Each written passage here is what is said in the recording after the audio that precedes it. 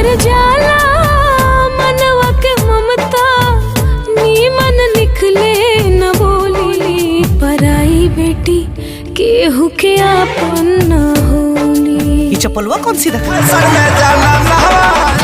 फूटल किस्मत लागल अगिया में आग जी, कुंवर बेटी के बदले न भाग जी, कुंवर।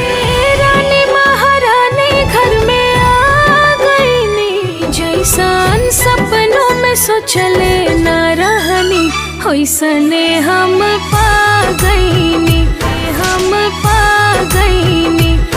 के बगिया में सुख के फूल फुला गए, जितना कमी रहे जीवन में सगरी आ गए, भागन बाट कोई।